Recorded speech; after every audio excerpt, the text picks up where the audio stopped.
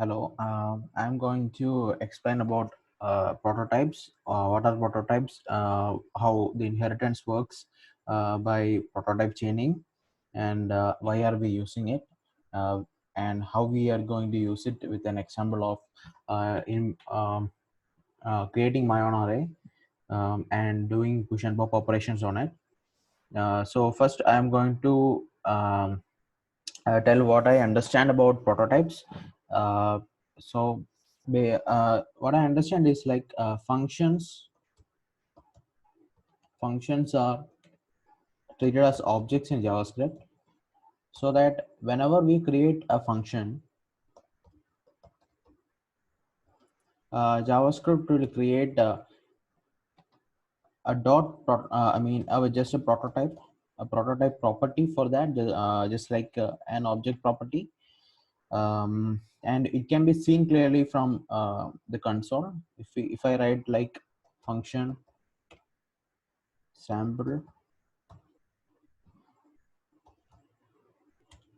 and if I write console.log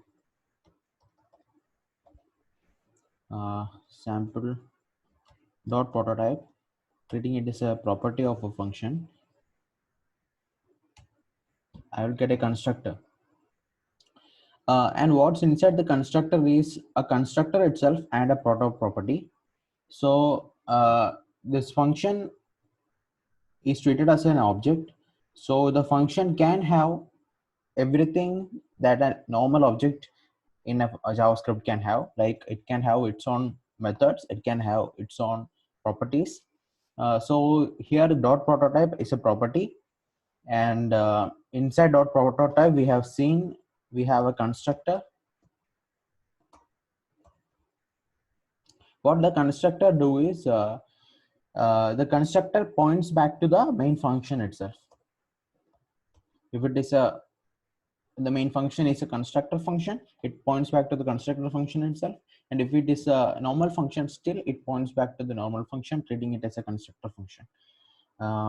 And then comes the uh, proto property, which is seen like this. The proto property actually is an object uh, which inherits all the default object properties from the function itself.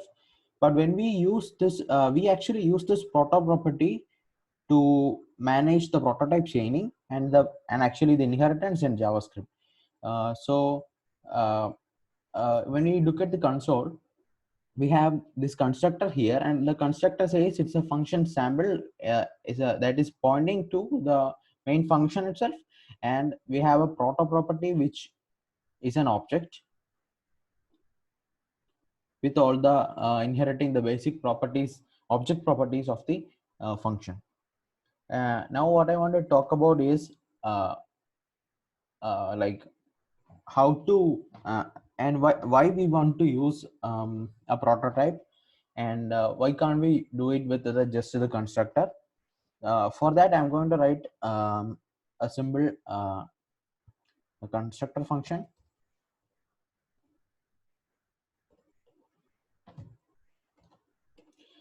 Function person fname last name, and I will write this is the property of the object that is going to use the constructor.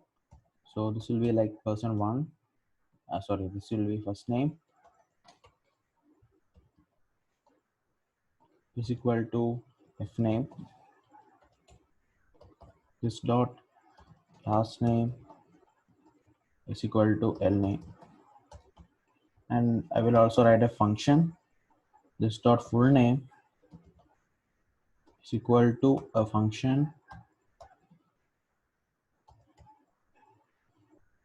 and again console this dot first name plus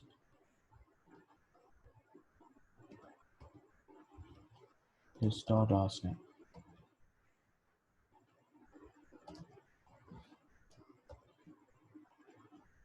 Now we have a constructor, and this constructor has, when we write a function like function person, automatically it is treated as an object, and JavaScript actually creates a dot prototype property having a constructor which essentially points back to the person itself, and another proto property which contains the object properties. What we do is, usually we create an object for this constructor. We want to create multiple objects uh, for this constructor. So we will write like our person one equal to, we use new operator. We are creating a new instance of our constructor person, and we are passing the first name and last name.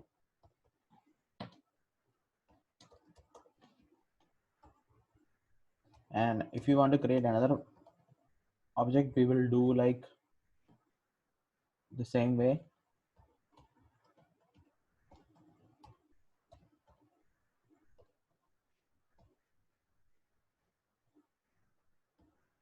First name, last name. And if you want to invoke any of the properties or methods of person, we just have to use a dot operator to access it, like we do for an object. So if a person two dot, uh, I want to console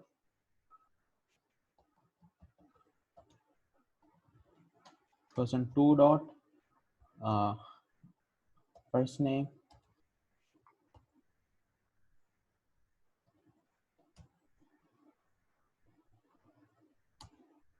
I'm getting it, the first name. And if I change it to or last name, uh, I'm still getting it. And if I change it to, if I want the full name, I just want to invoke the full name function, and I will get that too.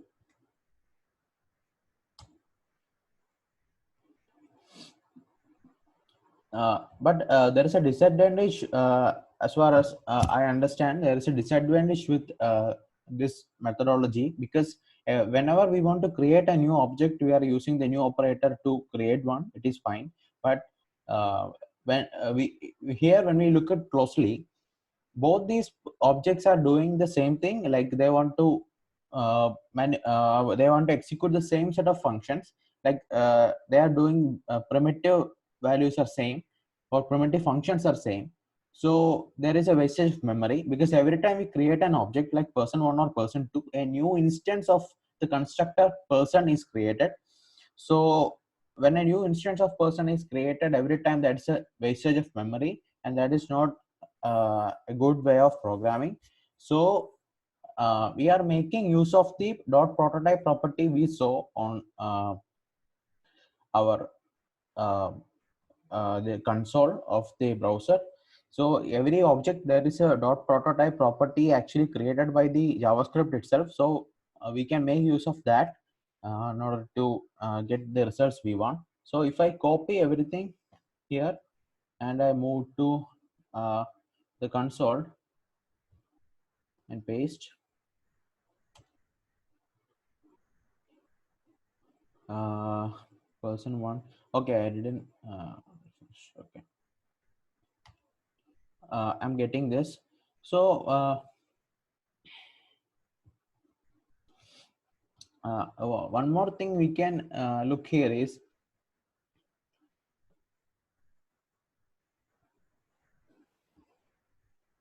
whenever we create an object using a constructor, uh,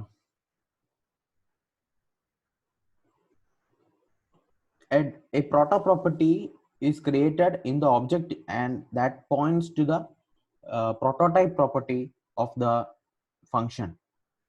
What I mean by that, if I console.log,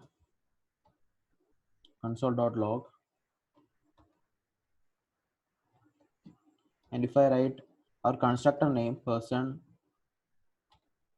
dot prototype, and I'm checking whether it is equal to person one, which is an object we created, dot, and we have a list of available properties, and we are checking proto, and if we check, we are getting it as true, which means that when we create a new object from constructor or any function, a proto property is actually created, and that proto property will be pointing to the prototype property of the main function.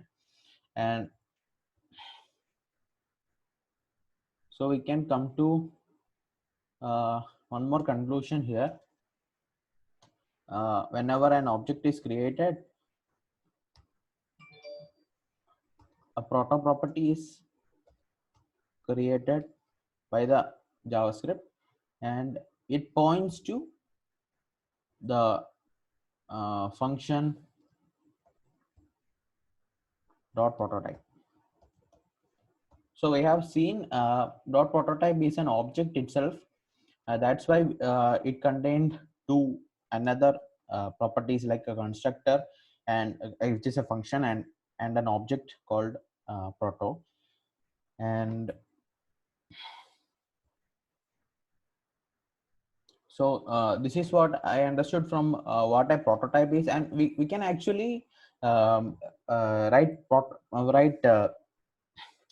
different set, we can define different set of properties inside the prototype itself, so that every object that is created will be able to access it. But one of the disadvantages with prototype is, if one object access that property of a prototype and alter it, all the other object will also get the altered result, uh, which means that the prototype is essentially shared between among all the objects. So since it is shared among all the objects, what we want to do is we want to focus on providing uh, the object specific properties within the constructor function itself. Like here, if I for object specific properties like first name, last name, full name, these are object specific. So every object will have their own first name, last name, and full name. But if I want to write something like person dot prototype dot uh, like time or something, so the every object will have the same time. So that is one thing I noticed. Now we will go to prototype chaining. So I will explain what I understood from prototype chaining. Normally by default, what happens with the this proto property of an object is it points to the function prototype. But in prototype chaining, this proto property will be pointing to another object. So this proto property will be pointing to another object, which indeed will be pointing to another object, and so on. And as a result, what we get here is inheritance. As far as my understanding goes, this is the basic principle behind inheritance in JavaScript, and we are making use of this proto property of every object that is created. So I will write a program to set in the question to do the basic array operations. I will focus on how prototype chaining is working. So I will create a function. This is a constructor, so I'll write parent constructor.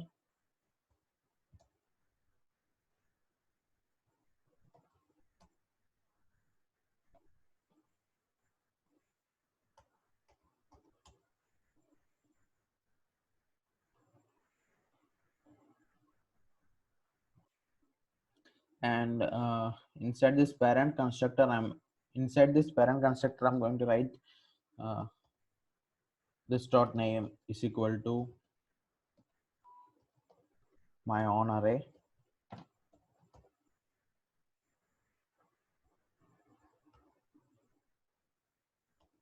And if I write now I want to define some functions inside the prototype property of this parent constructor. So what I'm going to write is uh, parent constructor dot prototype dot, I'll be writing push operation here, dot push uh, is equal to, is a function, and I'm saying I will get the item here. Since push operations include a single item for every operation, I'm writing an item and I am pushing this to the object. uh, we are specifying the length,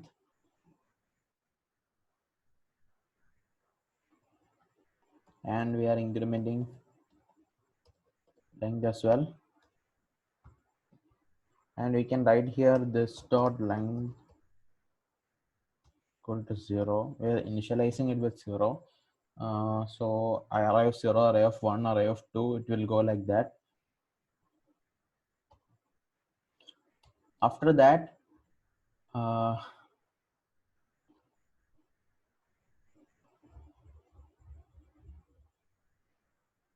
okay, is equal to item. Now what we want to do is I'm going to create another function, and I want this to be a child constructor.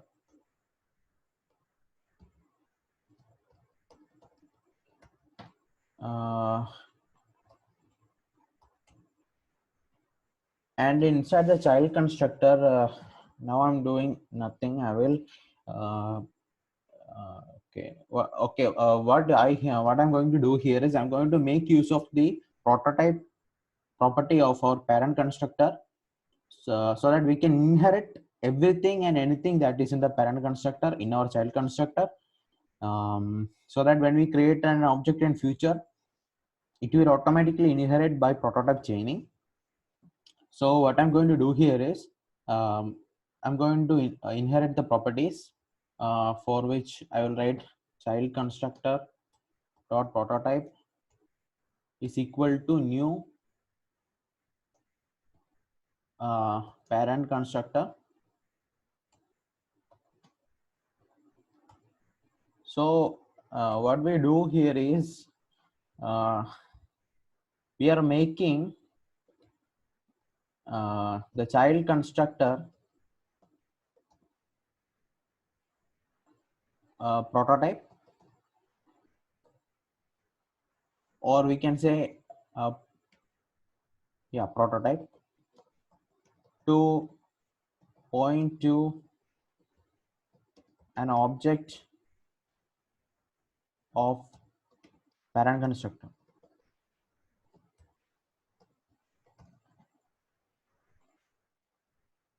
So what happens is any any instance of parent constructor, whatever it can access, like methods or properties or prototypes, that can be accessed by uh, the child constructor prototype now.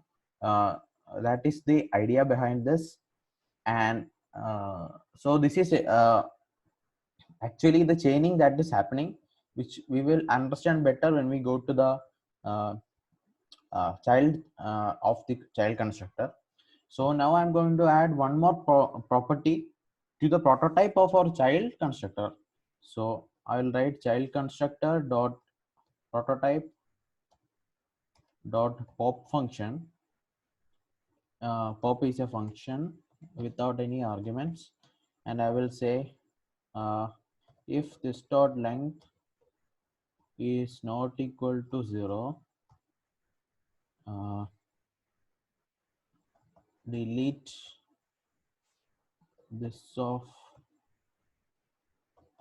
this dot length. But since we are starting, since arrays work in a way that it always the last element is one number less than the length, we can decrement length, this dot length minus minus, and we are writing this if condition to prevent negative indexes from happening in the array. And we have added a prototype, we have added a property to the prototype object of the child constructor, and everything and anything in the parent constructor is now available to the child constructor prototype, which means that the child constructor prototype has that proto property like we discussed here has a proto property, and this proto property is getting pointed to the parent constructor's prototype object. So this is what happens here. Now what we are going to do is we are going to write another an object like var array is equal to new child constructor,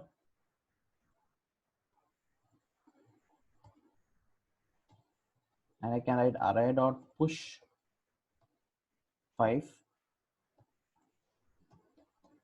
console dot log of array.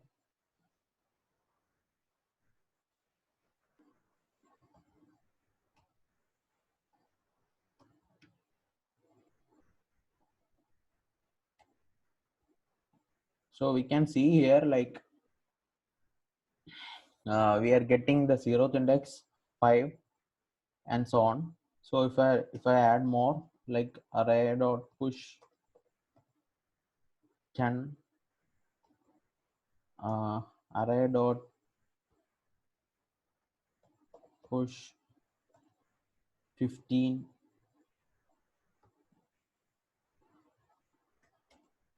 this will get added like 0th index, first index, second index, and so on. And if I pop array dot pop I'll write again. When we pop, there is only two length, like the 5 and 10 is there. The topmost element is popped out, and this is how we implement inheritance. So we started with the parent constructor, and now we are at the bottom, and this is the prototype chaining, and I will explain it with a diagram. But before that, let me also write try to access the name of this array, console.log arr.name. I'm getting my own array which I created at the top in the parent. So this is how inheritance work. But if I what can I give the child constructor is okay, like I will show uh, the working with the help of a visualizer.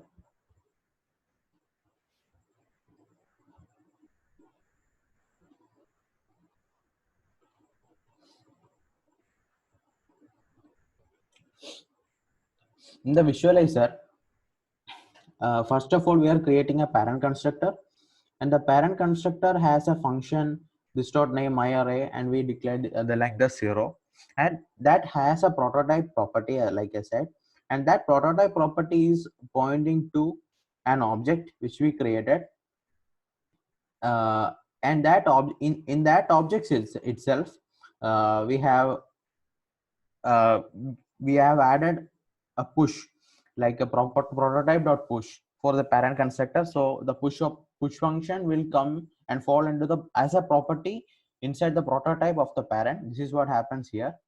And then what we did was we created the child constructor.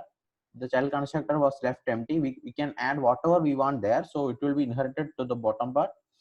And we added inside the prototype of the child, we added another uh, an object and another object with by instantiating or by referencing the parent constructor using the 14th line here.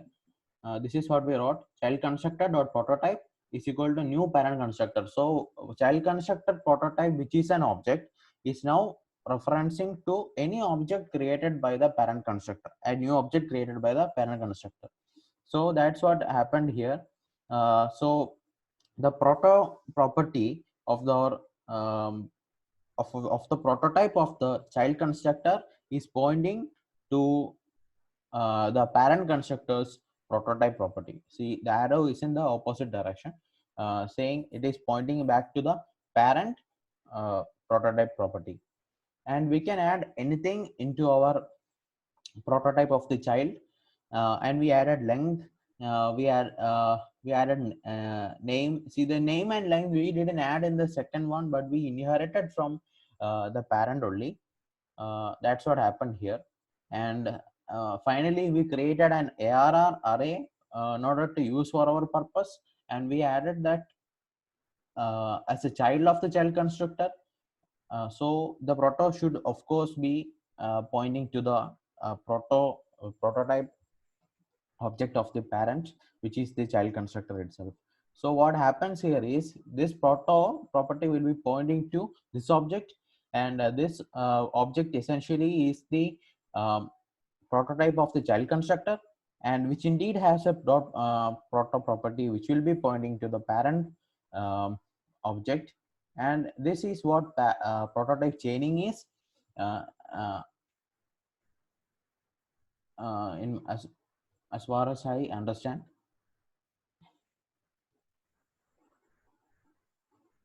uh,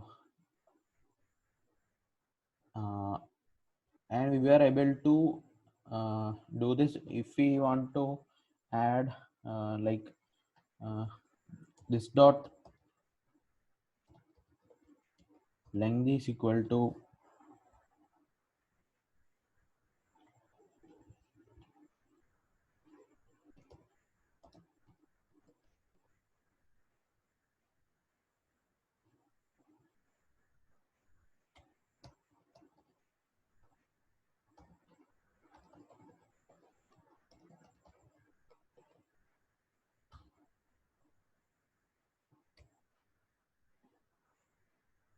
we are getting the length of the array also. So if we copy it now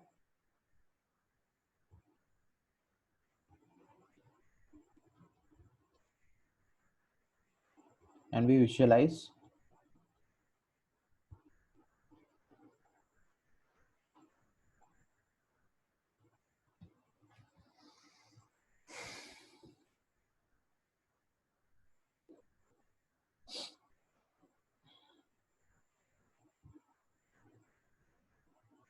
we will copy it here, and if I visualize it again,